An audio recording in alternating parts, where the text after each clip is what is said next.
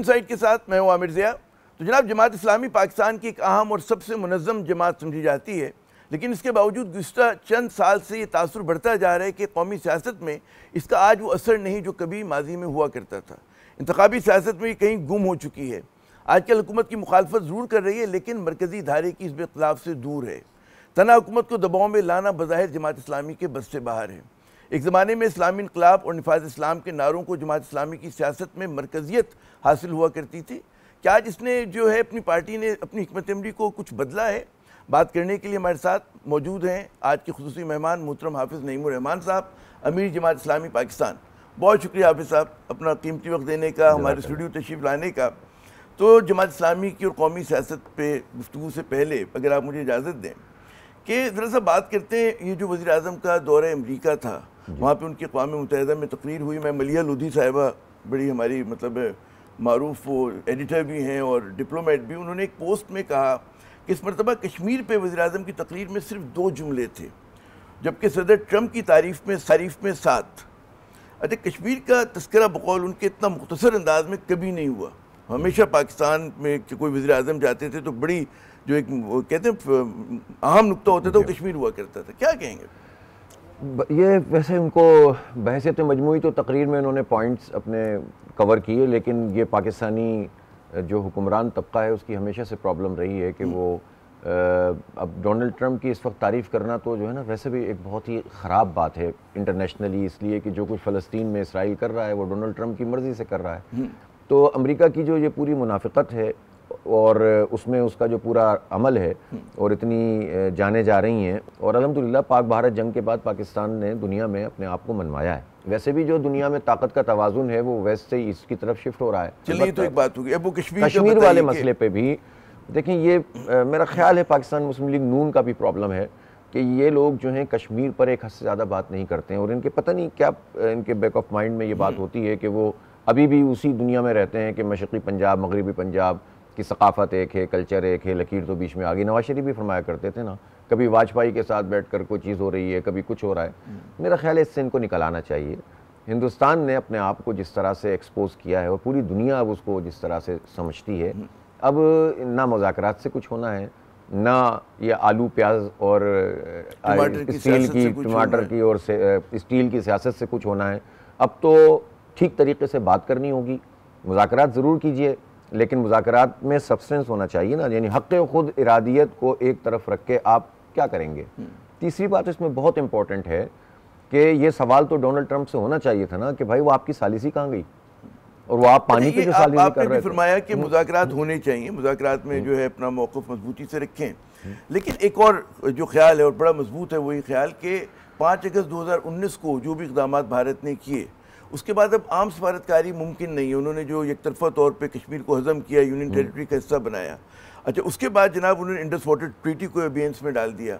तो अब जब भी मुज़ाकरात होंगे तो 2 कार्ड उनकी जेब में होंगे ऑलरेडी, जो नए कार्ड हैं। उन्होंने एक नई सुर्ख लकीर को बल्कि 2-3 सुर्ख लकीरों को अबूर कर लिया। तो अगर आप अब मुज़ाकरात में बिला शर्त बैठते हैं, जो कि इमरान खान की पार्टी का मौक़िफ़ हुआ करता था उनकी हुकूमत का कि जब तक आप रोल बैक नहीं करेंगे, तो आपने भी ये कहा कि जी मुज़ाकरात कर लें, तो क्यों नहीं कर लें वाली बात मैं नहीं कह रहा हूँ। मैं ये कह रहा हूँ कि भाई कोई जब तक इशू पर बात नहीं होगी तो बातचीत करने का फ़ायदा क्या है। आपके मुज़ाकरात तो पता नहीं कितने 25-30 हो चुके हैं ना पहले माजी में, इससे भी कहीं ज़्यादा हो चुके हैं, और हर दफ़ा उस दौर के बाद आपके हाथ में कुछ भी नहीं आता। बुनियादी बात यही है कि 5 अगस्त 2019 को भी हुकूमत ने वो किरदार अदा नहीं किया था जो उसे करना चाहिए था। और ये रोल बैक हुआ कैसे? देखें, ये उस वक्त की बात है जब बाजवा साहब पूरी डॉक्ट्राइन पेश कर रहे थे अपनी कि हम लड़ नहीं सकते, हम जो है वो हमारे टैंकों में तेल नहीं होगा, हमारी गाड़ियां जो है वो अफोर्ड नहीं कर सकती, हम इंडिया का मुकाबला नहीं कहा था, कभी नहीं कहा। लेकिन अगर जिस वक्त वो ये कह रहे थे तो उस वक्त के प्राइम मिनिस्टर तो उन्हें बहुत ज़्यादा तारीफ़ें किया करते थे। उस वक्त उनको जमहूरियत का सबसे बड़ा चैंपियन करार देते थे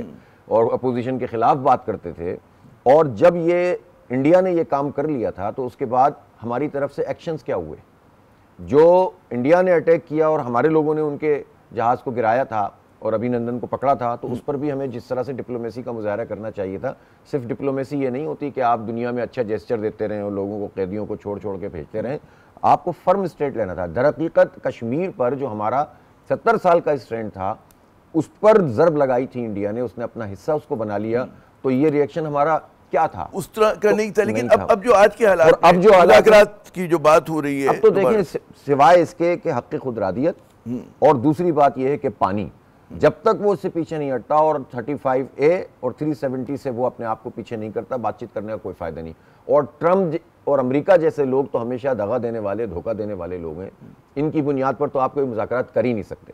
क्या आपको इस बात का, हम जैसे लोगों को तासुर लगता है कि जो हमारी जो मेन स्ट्रीम पोलिटिकल पार्टीज़ हैं वो ज़हनी तौर पे कुछ कहते हैं ना शिकस्त खुर्दगी का शिकार नज़र आ रही हैं। वो कहते हैं जी भारत का साइज़ इतना बड़ा है और फला है, और जनाब आप बात तो करें पीपल्स पार्टी के लोगों से, नून लीग के, तो ठीक है, बड़ा मौसर जवाब दिया मई के अंदर, बड़ी अच्छी बात है, लेकिन वो मैं क्रेडिट तो आर्म फोर्सेस को दूंगा।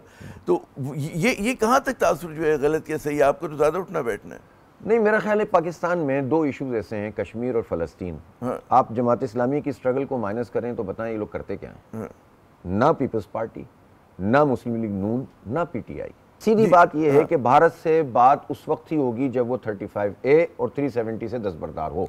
जब नहीं होगी तो फिर उसके बाद हमें वो सारे तरीके इस्तेमाल करने चाहिए जो डिप्लोमेटिक और उससे आगे बढ़कर इख्तियार किए जाने वाले हैं। देखें, कश्मीर मकबूजा है, उस पर जबरन वो काबिज है, और उसको छुड़ाने के लिए हमारी कोई भी एक्टिविटी वो नाजायज़ नहीं है, लेजिटिमेट नहीं है, और उनकी जो भी इंडिजिनस तहरीक है हमें उसको सपोर्ट करना चाहिए। और इस मामले में आप समझते हैं कि कुछ पाकिस्तान ने अब कमजोरी का मुजाहरा कर रहा है? बहुत कमजोरी का मुजाहरा करता रहा है, लेकिन अब तो नहीं करना चाहिए। अब तो पाकिस्तान को पूरी दुनिया में सब अहमियत दे रहे हैं, तो अब तो ये मौका है कि हम डटकर इस पर बात करें। हम क्या हासिल करना चाहते हैं? अक़वाम मुत्तहिदा में 2 जुमलों से ज्यादा बड़ा हमारी नहीं हुआ। दूसरी बात यह है कि अगर कोई ये समझ रहा है कि जब तक हमारी मईशत सही नहीं होगी तो कश्मीर नहीं मिलेगा, तो भाई ये तो सीधी सीधी बात है। जब पाकिस्तान बना था तो हमारी मईशत तो थी ही नहीं, और आपने 48 में जो भी कश्मीर आज़ाद करा लिया। कश्मीर का मसला, वैसे मैं आपको एक बार और बात बता दूं, डिप्लोमेटिक भी काम होना चाहिए, बातचीत भी होनी चाहिए, लेकिन जब भी हल होगा बज़ोर शमशीर ही होगा। ये बात आप तारीख का सबक है, लिख लीजिए। जब हल होगा बज़ोर शमशीर होगा। आधा भी वैसे हुआ था, पूरा भी वैसे ही होगा।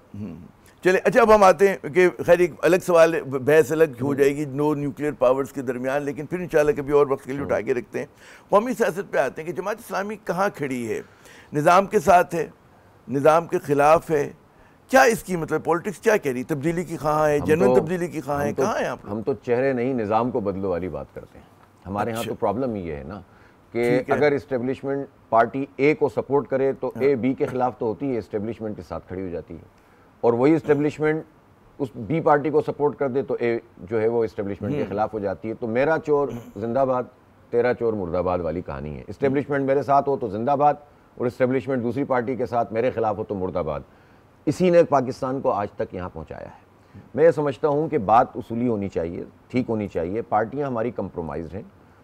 अब इस वक्त मिसाल के तौर पर PTI है, PTI के साथ ज़्यादती हुई है। मैं सबको, वो जीते थे, उनको हरा दिया गया, उनकी पार्टी लीडर जो हैं वो जेल में मौजूद हैं, सबसे ज़्यादा हमने उनके हक़ में बात की, लेकिन पूरी पार्टी तकरीबन कंप्रोमाइज़ है। और ये बात सिर्फ मैं नहीं कह रहा, कल जलसे में देख लेते आप, वहाँ पर जिस तरह से लोगों ने अपने ही लीडर्स के खिलाफ एक्ट किया है कारकुनों ने, इससे पता चलता है कि पार्टी में एक आदमी के अलावा कोई है ही नहीं, किसी ये कोई एतबार ही नहीं है। तो जब पार्टियों में ये क्राइसिस हो तो जिम्मेदार कौन होता है? जो पार्टी का लीडर होता है वही जिम्मेदार होता है ना। आपने एक ऐसी पार्टी बनाई है जिसमें आपके बाद कोई दूसरा है ही नहीं जिस पर एतबार कर सके, जो पार्टी के मामलात को चला सके। फिर बात यह है कि आज एक मौक़िफ़ है, कल अगर सेटिंग बन गई तो क्या आपका मौक़िफ़ ये रहेगा? ये बहुत बड़ा क्वेश्चन मार्क है पाकिस्तान की पॉलिटिक्स में। तो हर पार्टी इस तरह से चलने की कोशिश करती है। जमात इस्लामी का मौक़िफ़ बहुत वाज़ेह है। हम ये समझते हैं कि धांधली हुई थी 2024 में, 2018 में भी हुई थी, लेकिन 24 में तो सारे रिकॉर्ड टूट गए।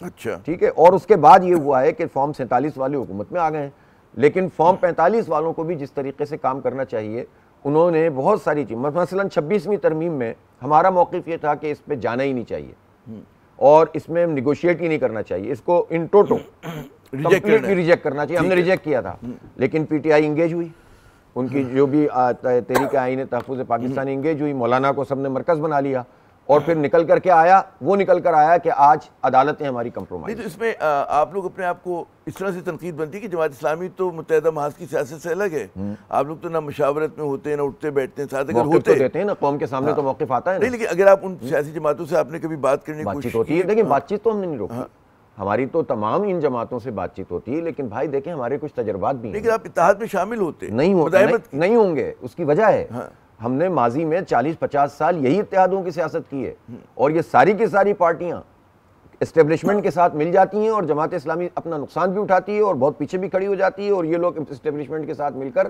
पाकिस्तान की सियासत पे काबिज हो जाते हैं। इल्जाम, अगर आप गुस्ताखी न समझे, इल्जाम तो जमात इस्लामी पे भी रहा है कि आज ये बात हो ही जाए आमिर भाई, एस्टेब्लिशमेंट के साथ जो है आप लोगों की भी बड़ी मोहब्बतें हुआ करती थी ज़िया उल साहब के दौर में, टू स्टार्ट विद ज़िया उल साहब के दौर में बताइए, शामिल भी हुए थे हुकूमत में, उसके बाद ऑल थ्रू हुए थे ना। अब सुन लीजिए मेरी बात, ऑल थ्रू सपोर्ट करते रहे। एस्टेब्लिशमेंट का काम शुरू हुआ 58 और उससे पहले से। उसमें सबसे बड़ी विक्टिम कौन सी पार्टी थी? अयूब खान के मार्शल नहीं, अयूब खान भी डिक्टेटर थे ना। असल में हमारे लेफ्ट के कुछ लोगों का प्रॉब्लम ये है कि दो डिक्टेटर्स में अगर कोई इस्लाम का नाम लेगा तो वो तो गलत होगा, और अगर जो इस्लाम का नाम नहीं लेगा वो बिल्कुल सही होगा। अच्छा। तो हमें डिक्टेटर को डिक्टेटर ही समझना चाहिए, चाहे वो इस्लाम का नाम ले, आयात कुरानी पढ़े, या वो जो है वो कोई इस्लामी सोशलिज्म की बात करे, या सोशलिज्म की बात करे, या तरक्की की बात करे। डिक्टेटर तो डिक्टेटर होता है, उसको उसी तरह लेना चाहिए। ये आप लोगों की लर्निंग हुई है, मतलब लर्निंग तो हम ये तो कौम का सबक है। ज़िया उल के साथ ये हुआ था। इस बात को समझें कि कौमी इत्तेहाद था, वही इत्तेहादों की सियासत। कौमी इत्तेहाद की ने कहा था कि हम इतने मुद्दत के लिए हुकूमत में शामिल हो जाते हैं कि जिसमें ज़िया उल हक साहब इलेक्शन करा दें 90 दिन में, जो वादा कर रहे हैं। जमात इस्लामी का फैसला नहीं था, कौमी इत्तेहाद का फैसला था, और इस फैसले में भी जमात इस्लामी में दो राहें बहुत वाज़ेह तौर पर मौजूद थी। उसके बाद जब ये देखा कि उसने इलेक्शन ज़िया साहब ने नहीं करवाए तो जमात इस्लामी अलहदा हो गई। इसके अलावा आप मुझे बताएं कि जमात इस्लामी ज़िया उल हक के ज़माने में इस्लामी जमीयत तलबा के लोगों पे कोड़े भी पड़े हैं भाई। हमने तहरीकें चलाई हैं, आप तो जानते हैं इस बात को, आप भी इस बात को समझते हैं कि इस्लामी जमीयत तलबा कहाँ खड़ी हुई थी।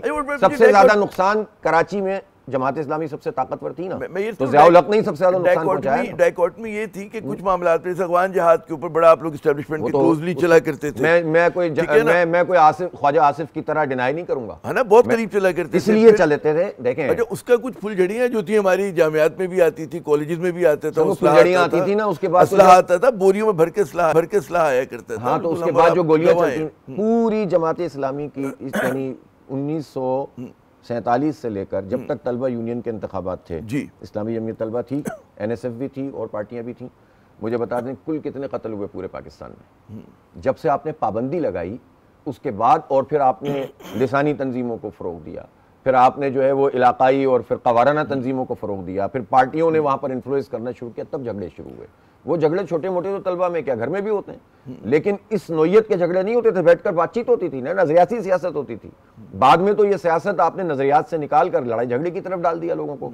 इसलिए दूसरी बात ये, एक बात और अच्छी तरह समझ लें, आसिम मुनीर हो, ज़िया उल हक हो, अयूब खान हो, मुशर्रफ हो, कोई भी हो, हमारा मुल्क एक मुल्क है ना। पाकिस्तान से अगर पाकिस्तान की जंग अगर इंडिया से होगी तो उस जंग में जब जंग हो रही होगी तो हमें क्या करना चाहिए? हमें इंडिया का साथ देना चाहिए या फौज का साथ देना चाहिए? करना चाहिए ना।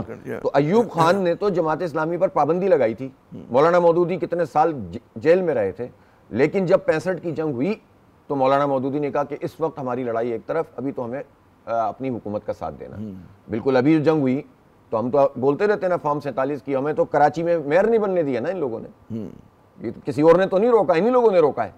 तो उसके बावजूद हमने कहा कि भाई अब भारत से जंग है तो इस वक्त हम अपनी आर्म फोर्सेस और अपनी हुकूमत के साथ खड़े होंगे। जब अफगानिस्तान में रूस ने अटैक किया तो 3 साल 2.5 साल तक तो अमेरिका नहीं आया था ना। हकायक को सही तरीके से पेश करना चाहिए।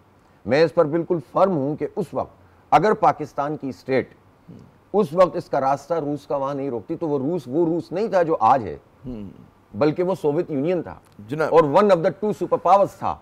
अगर उसका रास्ता अफगानिस्तान में नहीं रुकता तो ये पाकिस्तान में गर्म पानियों के लिए आ रहा था ना। अब इख्तलाफ हो या इत्तेफाक हो, एक स्ट्रेटेजी थी, उस पर हमने साथ दिया। हमने कोई वजारत ली हो, हमने कोई पैसे पकड़े हो, हमने कोई अपने घरों को अच्छा कर लिया हो, अपनी गाड़ियां बढ़ा ली हो, अपने बच्चों को हमने कोई बहुत आगे बढ़ा दिया हो, तो फिर तो आप कहें ना कि आप इस्टेब्लिशमेंट के साथ, हम पाकिस्तान के साथ खड़े होते हैं। पाकिस्तान की इस्टेब्लिशमेंट हो या हुकूमत हो या रियासत, जो भी जिसको आप कह दें, वो सही चीज कर रही होगी और कौम के तनाजुर में जब चीजों को देखा जाएगा, सही होगी तो साथ देंगे, गलत होगी तो तनकीद करेंगे। लेकिन इंटरनल पॉलिटिक्स में हम किसी भी फर्द को ये इख्तियार नहीं देंगे कि वो आइन को पामाल करके कौम की जो पूरी राय है उसको पामाल करे। ये हमारा अच्छा, कुछ हम जैसे लोगों को लगता है कि जी कुछ कहते हैं ना कंट्राडिक्टरी, मुतज़ाद सिग्नल्स आते हैं जमात इस्लामी की तरफ से।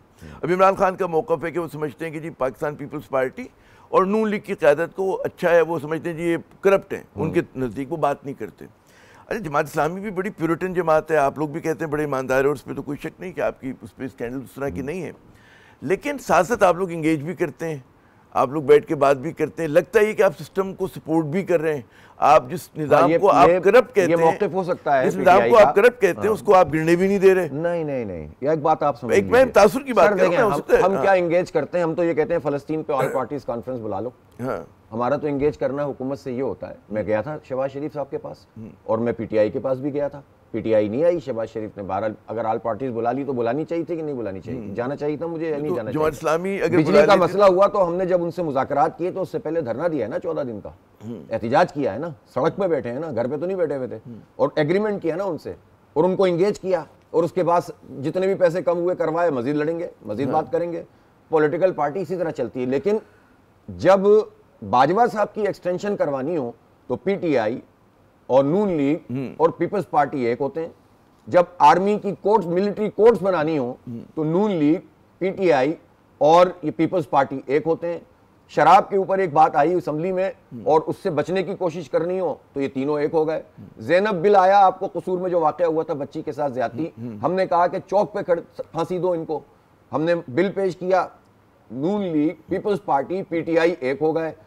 26वीं तरमीम पे मुज़ाकरात शुरू हो गए, उस पर कोई एतराज नहीं है। हम कह रहे थे मुज़ाकरात करोगे फंस जाओगे, लेकिन वो मुज़ाकरात करते रहे, लोग देने पर सब कायल हो गए। मैं आपको पूरी लिस्ट बता सकता हूं कि जिस पर ये सारी पार्टियां, सेनेट के इलेक्शन में सब एक हो गए थे आपस में मिलकर, पीपल्स पार्टी और पीटीआई ने मिलकर, जो हमारे बलूचिस्तान नहीं बताइए ना, जो हमारे सादिक संजरानी साहब को चेयरमैन सेनेट किसने बनाया था, और ब्रीफ केस लेकर सिंध से कौन गया था वहां पर, डॉक्टर कयूम साहब के बारे में कहा जाता था ना कि जरदारी साहब ने उनको भेजा है। तो ये जो ब्रीफ केस वहां पर चल रहे थे और जरदारी साहब पूरी मैनेजमेंट कर रहे थे, तो पीटीआई तो उनके साथ मिलकर संजरानी साहब को उन्होंने सेनेट का चेयरमैन बनाया था। तो रिकॉर्ड को दुरुस्त होना चाहिए। हमारी तो बातचीत हुकूमत से होगी और हम किसी पार्टी के कहने पर यह बातचीत नहीं खत्म करेंगे, लेकिन अपनी जात के लिए नहीं होगी, पाकिस्तान में अवाम के इश्यूज पर होगी। अच्छा, आपने अभी तस्करा किया कि जी बड़ा ज़बरदस्त आप लोगों ने धरना पिंडी में दिया और लग ये रहा था कि जमात इस्लामी इस मरतबा आपकी क़यादत में निकलेगी, कुछ नई तारीख रकम होगी। नहीं निकली थी, पहले तो ये बताएं। नहीं निकली, फिर उसके बाद धरना दिया, उसके बाद फिजल आउट हो गया, धरना दिया, उसके बाद एकदम फिजल आउट हुआ। फिजल आउट कैसे हुआ? सर सुने तो आपकी जो डिमांड्स थी उसमें ठीक है, बिजली कमी वो जो था वो तो हमें पता है, धरना तो कमी नहीं, आपने उस पर भी बात की थी ना कि टैक्सेस के ऊपर बात की थी कि जी आम आदमी पे जो टैक्सेस है उसका बोझ कम किया जाएगा, वो बिल्कुल कम नहीं हुआ। अच्छा, वो जो फिर आपने कहा जी 45 डेज का तो आपने टाइम दिया था, वो तो हुकूमत को आपने रिगल आउट करने का मौका फराहम किया, और आईपीपी के ऊपर तो आपको एस्टेब्लिशमेंट भी चाह रही थी कि रिवीजन हो। नहीं, एस्टेब्लिशमेंट का बड़ा उसका किरदार है फौज का कि जिसने आईपीपीज के मसले पे बात नहीं करती तो पाकिस्तान के किसी फर्द को पता ही नहीं था कि आईपीपीज भला क्या है। आप तो के इलेक्ट्रिक से वाकिफ है ना, जिस पर हमने तहरीक चलाई थी, वो भी कहते हैं आपके किसी और के कहने पे चलाई थी। बता दीजिए भाई, जितने अवामी इश्यूज हैं इस वक्त पाकिस्तान में, जमात इस्लामी के अलावा बात कौन करता है? लोग क्यों पे शक शुबा ये वाली लोग आपको मिलते कहाँ हैं? असल में आपके पता नहीं अपने ही लोग होते हैं। मैं सिर्फ ये कह रहा हूं, कोई सर्वे आपके पास? मैं आपको बताता हूं। नहीं, अगर सर्वे हो तो बताइए। मैं ये देखिए, या तो इंतखाब होता है या public opinion polls, word of mouth भी होता है। वर्ड ऑफ माउथ होता है साइंटिफिक सर्वे के जरिए, वो हमने करवाए अनबाइज्ड लोगों से। उसमें जमात इस्लामी ने बहुत इंप्रूव किया है। और किस तरह किया है कि जितने पाकिस्तान में बिजली के इश्यूज हैं, गैस का मसला है, जितने महंगाई का मसला, किसानों का मसला, पाकिस्तान के लोगों की एक बड़ी तादाद अब ये समझती है कि जमात इस्लामी नंबर 1 है कि जो सबसे ज्यादा इन इश्यूज पे बात करती है।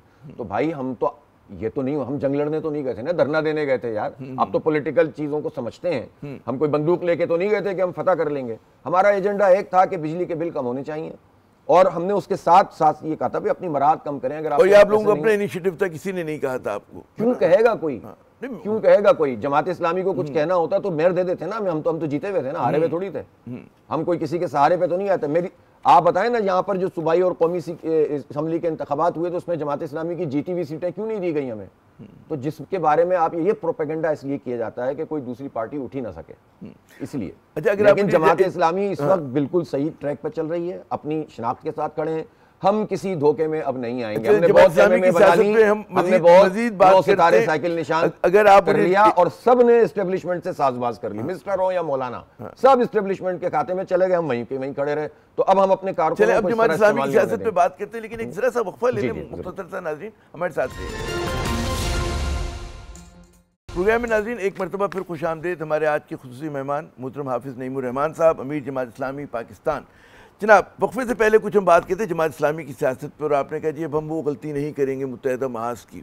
चले मान लिया, अगर मैं आपकी सियासत पे बात करें, एक ज़माने में मुझे याद है बतौर तालिब इल्म हम बड़ा ऑब्ज़र्व किया करते थे कि इस्लामी निज़ाम का निफाज, इस्लामी इनकलाब आपके उसमें जो था ना नारों में और सियासत में बड़ी मरकज़ियत रखता था। अब मैं देख रहा हूँ गुज़श्ता चंद साल से सिराजुल हक साहब के ज़माने से दरअसल उस मामले में बहुत पीछे हटे आप लोग जैसा आप फरमा रहे हैं कि हम इशूज़ की पॉलिटिक्स कर रहे हैं। तो ये क्या मतलब है, क्या तब्दीली है? बैक वक्त दोनों काम नहीं हो सकते आपके ख्याल में, या उस मामले पे आप लोगों ने डाइल्यूट किया अपने आप को? इसमें तसव्वुर का मसला है। इस्लामी निज़ाम और इस्लामी इनकलाब की बात करना, इसमें कतन ये बात मौजूद नहीं है कि आप लोगों के इशूज़ पे बात ना करें। वो इस्लामी तहरीक ही नहीं जो लोगों के इशूज़ पे बात ना करें, ठीक है ना। इसलिए कि इस्लाम सब चीज़ों को एड्रेस करता है, और हम तो इस्लाम के अदल के निज़ामी की बात करते हैं, हम तो रिचुअल्स की बात नहीं करते। तो हम जितने इशूज़ पर बात करते हैं वो कोई हमारी इस्लामी इनकलाब की स्ट्रगल से कोई जुदा नहीं है, वो सब पार्ट है।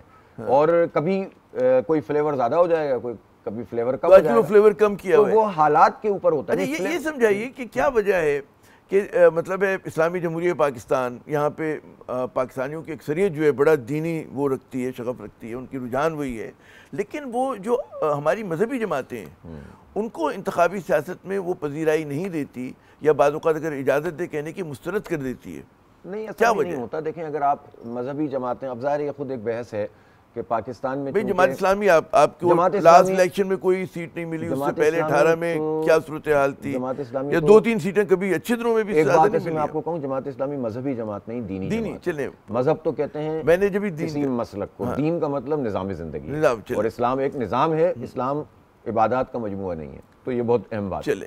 तो हम तो दीनी तहरीक हैं, और हम तो खुद जो मसलकी और फ़िरक़ेवाराना बुनियादों पर सियासत करने या इसके ऊपर जो है वो लोगों को तकसीम करने के खिलाफ हैं। हम तो सबको साथ मिलाने की बतौर दीनी जमात भी आप लोगों को उसकी वजह है, देखें उसकी वजह है। सन 70 में जमात इस्लामी ने अपने प्लेटफॉर्म पर इलेक्शन लड़ा, और जमात इस्लामी ने बहुत अच्छा इलेक्शन लड़ा। सीटें तो सबको पता है कि उसमें भी ख़ास तौर पर इस पाकिस्तान में बड़ी प्रॉब्लम हुई थी, लेकिन हर जगह पे हम सेकंड नंबर पे थे। वहाँ 166 सीटों में से हम तकरीबन 162 सीटों पे सेकंड नंबर पे थे। हम लड़ते रहे, पिटते रहे, मरते रहे, लेकिन हमने मुकाबला किया। पीपल्स पार्टी ने एक आदमी भी नहीं खड़ा किया था। वो जो जमहूरियत की चैंपियन है आधे पाकिस्तान में और अक्सरियती इलाके में, उन्होंने एक बंदा भी नहीं खड़ा किया था। ये इनकी जमहूरियत का आलम है, पहले इनको पता था कि तोड़ना।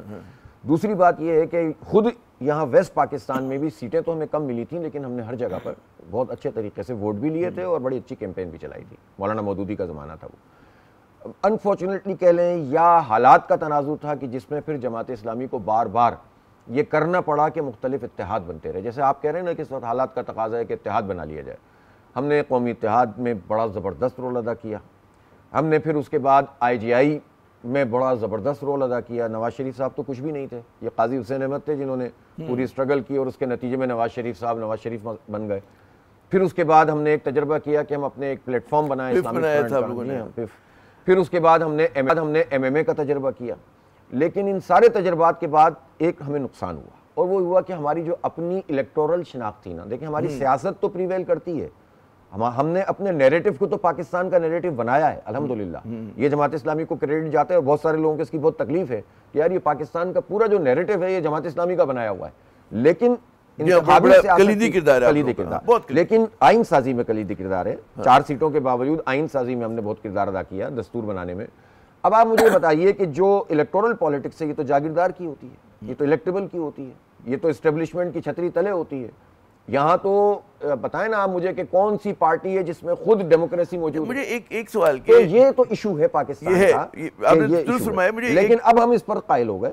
हमारे यहाँ बिल्कुल इस पर इत्तेफाक हो गया है कि हम इश्तराकी अमल करेंगे, हम कॉमन इश्यूज पर बात भी करेंगे, हम अपोजिशन के साथ अच्छे ताल्लुक भी रखेंगे, आएंगे भी जाएंगे भी। प्लेटफॉर्म हमारा होगा, और एक वोट मिले, 1 लाख मिले, 1 करोड़ मिले, हम अपनी कौम को हम एक सही डायरेक्शन देंगे। मुझे बताइए कि जमात इस्लामी बांग्लादेश उस पर ज़्यादा जबर का शिकार हुई, ज़्यादा मुश्किलात का शिकार हुई, लेकिन उसने ज़्यादा फाल अंदाज में बांग्लादेश की सियासत को बिल्कुल कहते हैं ना ऊपर नीचे कर दिया। और आप लोग मतलब अगर पेरेंट पार्टी हैं आप लोग, यहाँ पर आप लोगों को कारनामा अंजाम नहीं दे सके। नहीं, एक तो पेरेंट पार्टी इसलिए नहीं है कि एक ही मुल्क था, और हाँ एक ही मुल्क था, चले ठीक है ना। देखिए, लेकिन मैं अगर मैं वो कहूँ कि फांसी पे चढ़े वहाँ, 1 साल पहले आप ये कह सकते थे कि वहाँ तो जमात इस्लामी खत्म हो गई है, फांसियों पे चढ़ गए, एक्टिविटी कोई नजर नहीं आती, जो यानी वहाँ तो इस्लामी जमीयत तालिबात को गिरफ्तार कर लेते थे। हमारी बहुत सारी पार्टियां कहती हैं ना कि लोग पकड़ लेते हैं तो हम एहतजाज कैसे करें, तो वही वहाँ तो फांसियां दे देते थे, वहाँ तो 17-17 साल लोग जेलों में रहे हैं, वहाँ तो जो है वो तलबा तालिबात खवातीन मर्द सबको। मैं कह रहा हूं फर्क क्यों है यहाँ पर आप लोग? आप जब जिस दिन आप ये देखेंगे कि जमात इस्लामी की तहरीक आगे की तरफ बढ़ेगी, उस दिन फिर आप उससे सवाल करेंगे कि कैसे आपने ये अचीवमेंट हासिल कर ली। देखें ये सवाल हमसे कराची में भी होता था, और ये लोग कहते थे ना भाई कराची में आप बहुत जबरदस्त थे एक जमाने में, और मैं कहता था यार ये सवाल करना छोड़ दो, एक जमाने में, अभी आप तुम देखना कि आगे चलकर क्या होना है। तो करते करते हमने स्ट्रगल की, मेहनत की, पब्लिक के इश्यूज को उठाया, और बड़ी बड़ी पार्टियां जो इतने कब्जा किया हुआ था उन्होंने कराची की पॉलिटिक्स पर, वो सब एक तरफ रह गई और जमात इस्लामी नंबर 1 पार्टी बन गई है कराची की, अल्हम्दुलिल्लाह।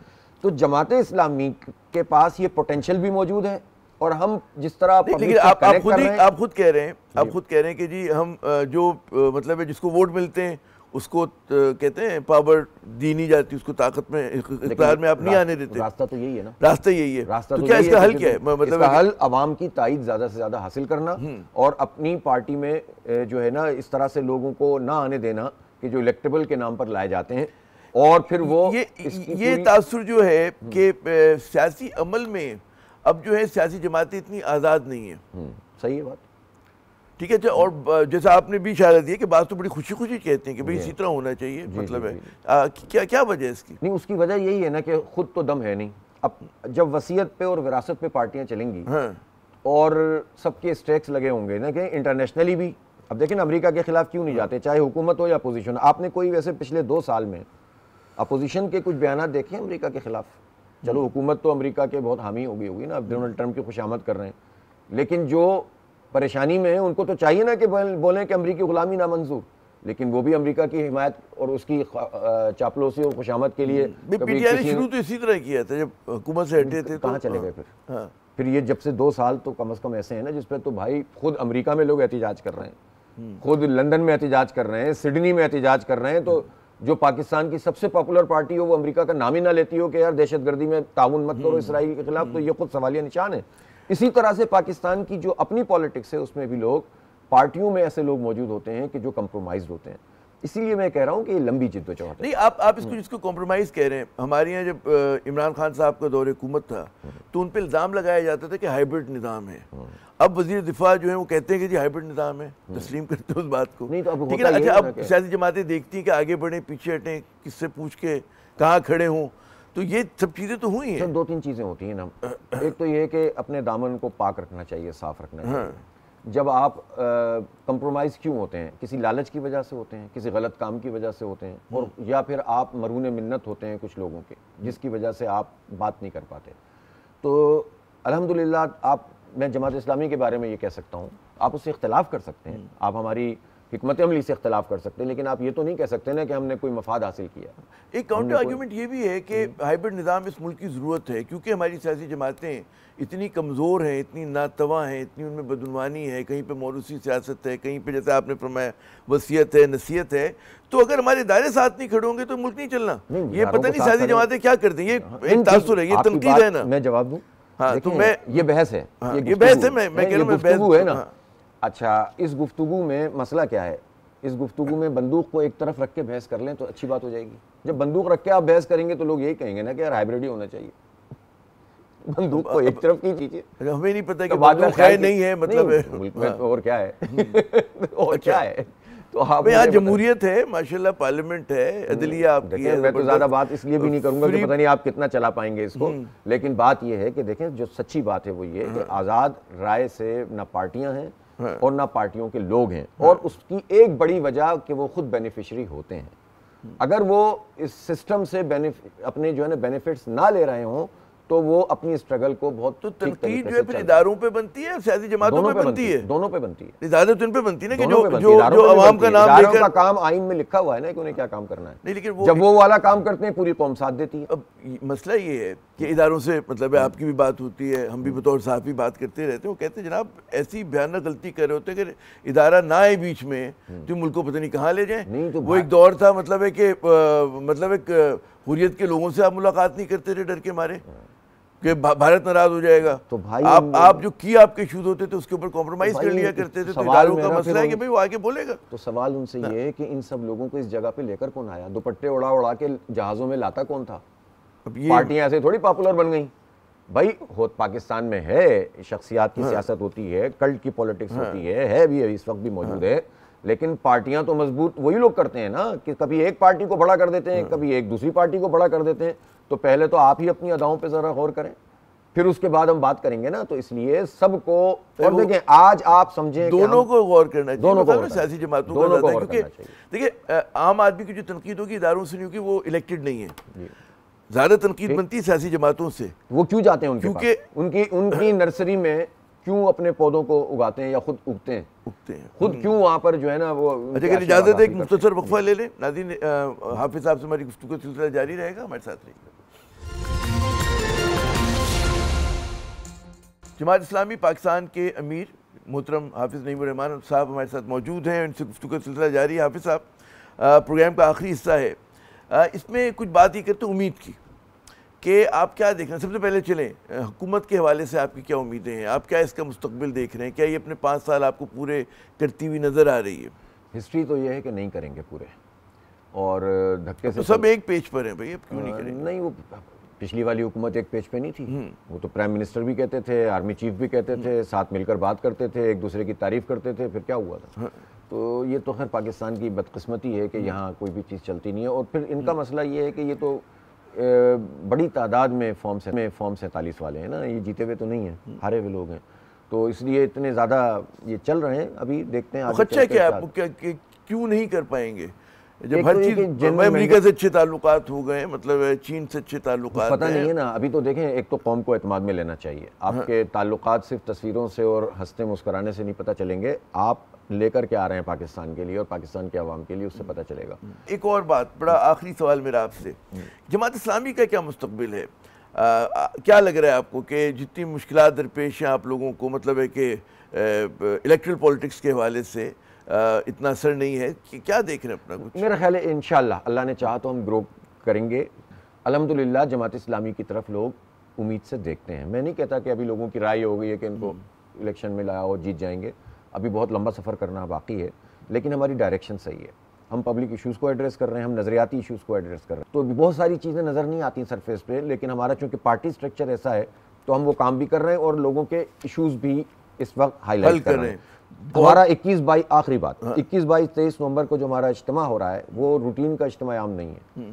ये इंशाअल्लाह ताला जमात इस्लामी की नहीं, मुल्क की रीइमर्जेंस होगी, रीबर्थ होगी इंशाअल्लाह पॉलिटिकल। और आप देखेंगे उसमें हम एक पूरा एजेंडा लेकर आ रहे हैं जिसमें हम सिर्फ तनकीद नहीं बल्कि सोल्यूशन भी लेकर आ रहे हैं। और उसके बाद आप देखिएगा कि पाकिस्तान में हम निज़ाम की तब्दीली की तहरीक शुरू करेंगे, चेहरों की तब्दीली की नहीं। बहुत चेहरे बदल लिए, अब निज़ाम बदलना चाहिए। ये निज़ाम तो डिलीवर नहीं कर सका जिसमें जागीरदार और वडेरे, जिसमें सरमायादार और जर्नल सुनते हुए और लगाते हुए हमारे भी बाल सफेद हो गए ना। लेकिन वो कहते हैं कि पेवस्ता रहे शजर से उम्मीदें बाहर, यही रास्ता है। बहुत बहुत शुक्रिया हाफिज नईमुर रहमान साहब, आपने अपना कीमती वक्त दिया। नाज़रीन, आपने गुफ्तगू सुनी। आमिर ज़ैद को अगले प्रोग्राम तक के लिए इजाज़त दीजिएगा। खुदा हाफ़िज़।